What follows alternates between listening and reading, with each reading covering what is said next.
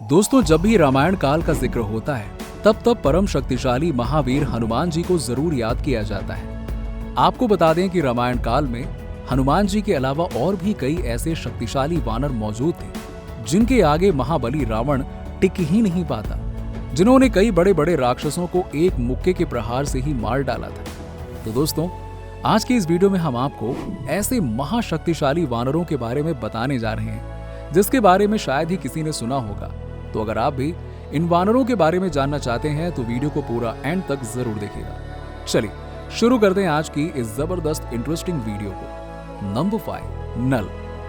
भगवान विश्वकर्मा के पुत्र नल भी बिल्कुल अपने पिता की तरह एक अच्छे वास्तुकार थे। नल जितने ज्यादा नटखट और नादान थे, उससे कहीं गुना ज्यादा वो ताकतवर भी थे और नल ने राम सेतु बनाने में एक महत्वपूर्ण भूमिका निभाई। राम सेतु पुल बनवाने में इन्होंने इतने बड़े बड़े पत्थरों को उठाकर वहां तक पहुंचाया, इनके लिए जो कि बहुत ही बाएं हाथ का खेल था। इन्होंने कई ऐसे राक्षसों का वध किया था जिसका मुकाबला करना बेहद मुश्किल हुआ करता था। यहाँ तक कि नल भगवान श्री राम की सेना के साथ मिलकर लंकापति रावण के कई सारे असुरों का वध किया था। नंबर 4, नील। भगवान विश्वकर्मा के पुत्र और नल के भाई नील भी बिल्कुल अपने भाई की तरह बहादुर थे। ये जितने शरारती हुआ करते थे उतने ही ज्यादा निडर और शक्तिशाली भी थे। नील बड़े बड़े चट्टानों को और बड़े बड़े पेड़ों को खेल खेल में ही उखाड़ कर फेंक दिया करते थे। नील ने युद्ध में निकुंभ नाम के राक्षस से भयानक युद्ध किया और उनको हराया। पौराणिक मान्यताओं की माने तो नल और नील भगवान विश्वकर्मा के वानर बेटे माने गए थे, लेकिन प्रचलित कहानियों के अनुसार इन दोनों को ऋषियों ने श्राप दिया हुआ था और यही श्राप आगे जाकर दोनों के लिए वरदान साबित हुआ था। क्योंकि जब नल और नील छोटे थे तब दोनों ऋषियों को काफी परेशान किया करते थे और उनकी चीजें उठाकर समुद्र में फेंक दिया करते थे।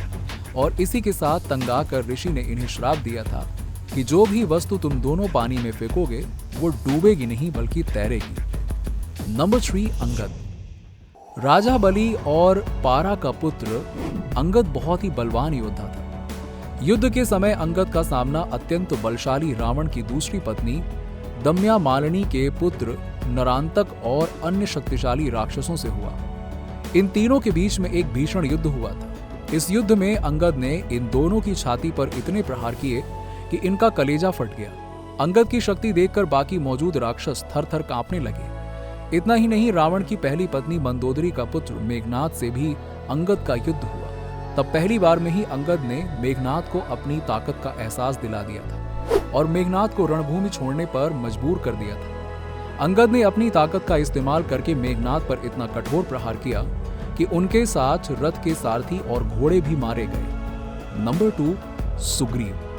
किष्किंधा के राजा सुग्रीव बाली के छोटे भाई थे और अंगद के चाचा सुग्रीव थे और वानरों के राजा सुग्रीव श्री राम की सेना के प्रमुख 10 लाख से ज्यादा सेना के सेनाध्यक्ष थे। वीर सुग्रीव ने जब सुमेरु पर्वत पर रावण को देखा तब सुग्रीव को इतना गुस्सा आया कि उन्होंने तुरंत रावण से युद्ध करना शुरू कर दिया। सुग्रीव बड़े ही प्रतापी थे और इसी वजह से सुग्रीव रावण पर भारी पड़ गए थे और रावण को अपनी रक्षा करने के लिए कई मायावी शक्तियों का इस्तेमाल करना पड़ा था। खुद को बचाकर रावण वहां से भाग निकला और उसके बाद उन्होंने बलवान कुंभकर्ण से भी भीषण युद्ध किया और उसकी नाक एक ही क्षण में काट दी। कहा जाता है ये थी ताकत सुग्रीव की। नंबर 1, हनुमान। वायु के पुत्र हनुमान जी के बारे में भला कौन नहीं जानता। इनके अंदर सूर्य को निगलने का बल तो था ही, साथ ही साथ जब इंद्र ने इन पर वज्र से प्रहार किया तो उसको सहन करने की भी क्षमता इनमें थी, क्योंकि ये स्वयं भगवान शिव के अवतार थे। इसके बाद हनुमान जी को कई देवताओं से वरदान भी प्राप्त हुआ था। हनुमान जी पर प्रभु श्री राम की विशेष कृपा थी, जिसके चलते दुनिया में ऐसा कोई भी काम नहीं था जो भगवान बजरंग बली ना कर सके। और जैसा कि सब जानते हैं कि भगवान श्री राम के कहने पर जब हनुमान जी माता सीता का पता लगाने के लिए लंका गए तब उन्होंने पूरी लंका को जला दिया था। और ऐसा भी कहा जाता है कि हनुमान जी आज भी जीवित हैं क्योंकि ये चिरंजीवी हैं और इस युग में जब तक भगवान विष्णु का 10वां अवतार यानी कि कल्कि अवतार का जन्म नहीं होता तब तक हनुमान जी जीवित रहेंगे। तो दोस्तों, रामायण काल के इन शक्तिशाली वानरों के बारे में जानकर आपको कैसा लगा नीचे हमें कमेंट सेक्शन में कमेंट करके जरूर बताइए।